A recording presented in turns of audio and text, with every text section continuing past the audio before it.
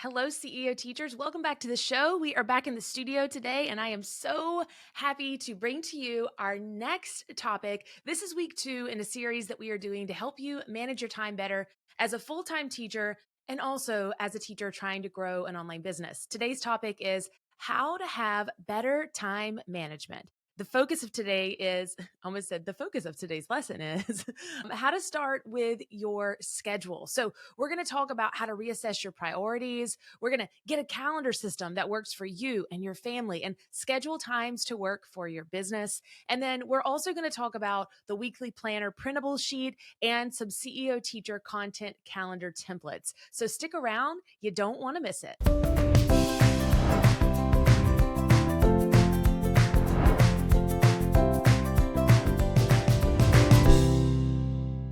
Hey, back to school teachers. This is like an extra credit incentive for the back to school season, and it's way better than a Jeans Day pass. We're going to peel back the layers, simplify all of your systems, and give you the 1, 2, 3 on all things teacher time management as you shift from full-time teacher to full-time teacher, trying to also manage your business. From tips and strategies to templates and tools and everything in between. This is your time management training deep dive. Everything you've ever wanted to know about tackling the back to school season with realistic strategies about also running a teacher business on the side. Not only does this include 10 essential tools that will help you get organized, it will also give you the how-to behind the scenes of an inside on-demand video training that will help guide you every single step of the way.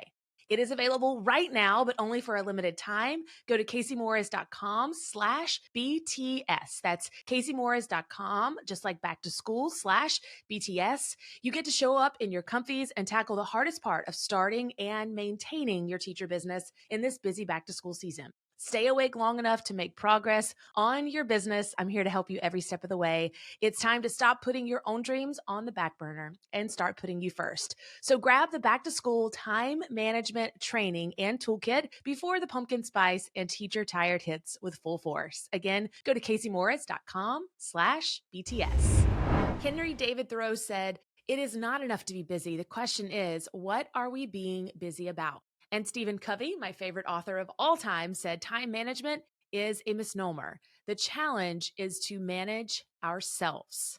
So I am back in the swing of things. School starts back. It was supposed to start back today, but we have been hit by hurricane/tropical storm Debbie, and I've never seen rain. I've never seen rain like we have seen in the last 24 hours. And we were without power for 2 hours, and it was the longest 2 hours of my entire life. Thank God for linemen and their quick work. I realize like how privileged I am to be able to say that we were only without power for 2 hours. And basically the fact that we even have electricity is a privilege, right? But the iPad was on 3% whenever the power came back on. And I was so grateful. I was so grateful. And it's funny, but like I have a lot of kids. And so trying to explain to them why they don't have electricity is trying to explain to them what water tastes like. It's nearly impossible, but we made it through. I'm so happy that you're here. School has been pushed back to Thursday, which if you're listening to this on Wednesday, that's tomorrow. And I am really working and focusing in on how to get the schedules right. I feel like I excel in being able to manage a lot of kids. I am a single parent. And so being able to do all of that and run a full-time business and still live my life and be really happy is the number one goal in my life, is make sure I got happy kids, make sure that I am happy, and try to get everyone where they need to be when they need to be there. So today's lesson is going to be all, I don't know why I keep saying today's lesson. Like I feel like I'm back in the classroom again, but it's going to be all about how to better manage your time as a full-time teacher, maybe as a parent, or you could be like a plant parent. That's fine. You could also be a dog or a cat parent. That's fine. Or even if you're not a parent, I think you can get a lot from today's lesson. So schedules can help you focus on your goals. Of course, they're going to reduce distractions, and they're going to help you, most importantly, stay consistent. They can also help you achieve more in less time. I know I'm preaching to the choir. Like teachers, you understand the importance of schedules, but they can help you plan for what's coming up, which can reduce stress, and of course, improve your mental clarity, which is what we are all looking for. Business scheduling tools help arrange the projects according to the priority status that you set. I'm a big believer in putting first things first. Dr. Stephen Covey talks about that as well in his book, The 7 Habits of Highly Effective People. Business scheduling and productivity apps like Google, Calendly, Toggle, Asana, Trello can help you streamline your practices, and it'll help you fix the gaps in your time management. So, before we begin planning our schedule, I want you to first reassess your priorities. Did you bring work home with you most days last year? And how can you change that this year? A never bringing work home with me. I'm just going to go ahead and say it. When I was in the classroom, I did the first couple of years, but even now, I am not bringing work home. Close the door during your prep time. Here's a trick: put some black construction paper over your window so people think that no one's home in your classroom, so that you can get everything done and you don't have to take anything home. Leave a list for the next day of things that you didn't get completed that are okay if they just wait until tomorrow. Reach out to parents, families, and caregivers and see if they're willing to help you with things like running copies or cutting or organizing. Parents would be thrilled to help you. You just have to ask for it. And I know that it's hard, believe me. I don't like to ask for help. But if you just do it, you would be amazed at how many people are willing to step in and help you. It never hurts to ask. So, could you also get up a little bit earlier? I'm talking just 30 minutes in the beginning. And maybe it just means that you move your phone on the other side of the room so you don't have to hit the snooze button. And it's not going to feel good in the moment, but fix you some coffee, get you some caffeine going, and it'll help you get a new habit started so that you can get more done in your day before your kids wake up or before you go off to school. Setting things out the night before has been my try and true strategy as a single parent, as someone who likes to exercise. I used to go to the 5:30 a.m. class for about 2 years, and I got to get back into that. But also, I'm like so tired because I have to get up at 4:45. Eventually get used to it, but getting back to it. But I always set out my workout clothes the night before. And then I also have a lot of kids. So I set out the baby's clothes the night before, and backpacks are by the door and all of that. So could you also create a capsule wardrobe, something that helps you not have to worry about decisions? And because decision fatigue is real and having to figure out, what am I going to wear today? Well, if you have a couple of pants and a couple of shirts, I love just a basic black and a basic white tee. You can swap those out as much as you want, and it's going to help you with your stress level of wondering, what can I wear today? When did I wear this last? And again, I'm going to reiterate, it's okay to ask for help. Maybe someone else could be in charge of your grocery shopping. I'm so blessed. I only do Instacart. I don't know how many hours Instacart has saved me in my lifetime. It tells you every time you check out, so I'll have to update you on that. But Instacart has made my life so much easier. We recently got a Publix in my hometown, and I do that every Sunday. I do that every Sunday. My groceries arrive about 6 p.m., and then I go ahead and get everything laid out. And then I am meal prepping or getting things ready for the next week. And maybe you can use some delivery service that can help you in other ways for this back to school season. Many times we don't ask for help, not because we don't have the support, but because we feel like we can do it. It's fine. We got it. Maybe I do it better. Maybe it's more efficient. Or maybe I'm just going to be a martyr because this is what I'm supposed to do as a mom or a dad.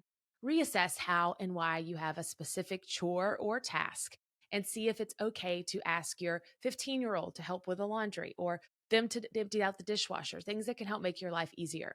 The next thing in how to have better time management is get a calendar system. And I know that sounds silly. You may already have a planner, but I have a lot of things. I have a digital planner. I use Google Calendar that is color coordinated. I also have a physical planner that I got from Hobby Lobby. And then I love like a desk planner or a wall calendar. If I was in the classroom, I always had a desk calendar right there that I could access what I had going on for the day at a glance. In case you didn't know, we also have a back to school business kit that is on sale right now. Go to caseymorris.com/BTS that has a weekly planner printable sheet specifically for teachers and a content calendar template that could show you how you can manage building your business and being a full-time teacher all in one calendar system and with one template. Again, that's available right now and for the next 2 weeks in our back to school business kit. If you go to caseymorris.com/BTS, you can find it. When creating your own schedule, though, I want to remind you that you need to start with the top three. First is your non negotiables. My non negotiables are family birthdays, maybe anniversaries or work anniversaries, regular appointments. So, pro tip, I don't wait until summer to schedule out all our regular health appointments. I make sure that I have everything scheduled as far in advance as I can. But I've got two kids in braces. I have a 3-year old that has to have her shots. And then my 5-year old is about to start kindergarten.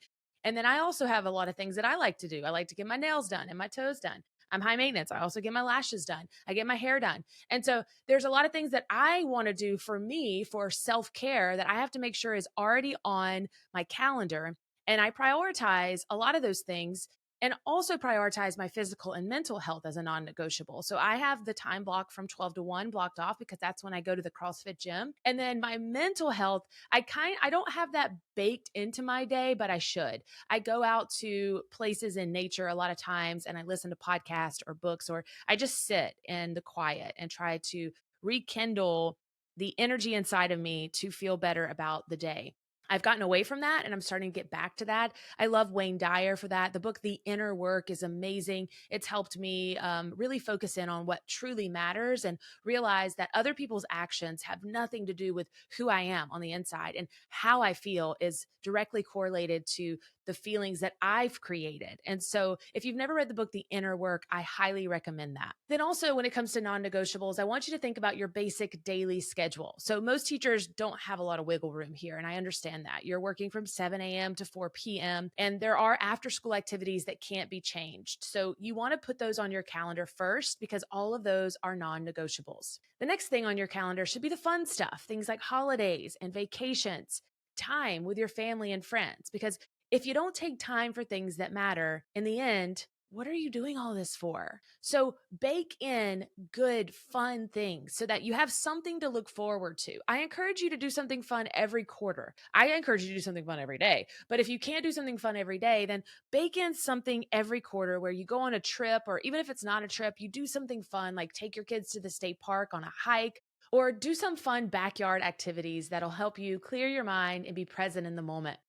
And then the third tip is that you want to make sure that you have put on your calendar the tasks that just have to get done. If you have business goals, I encourage you to put on your calendar content creation dates, marketing dates, launch dates. If you have personal goals, this can go back to things that have happened in the last week and then move them to the current week. Think about all of the habits that you're trying to create. And which ones did you choose from our section last week that we talked about? What healthy habits did you set? What sales goals and what marketing goals can you put on your calendar to schedule them out? And then write them down on your schedule. Just remember, the best productivity and scheduling plan is the one that works best for you. When we create an intentional schedule that works with the season that we are in, we are much more likely to stick to it. Thanks so much for checking out this week 2 of our series of productivity for back to school season. I hope that you and yours are staying safe and dry. And as always, remember, your best is yet to come. I'll see you right back here next Wednesday.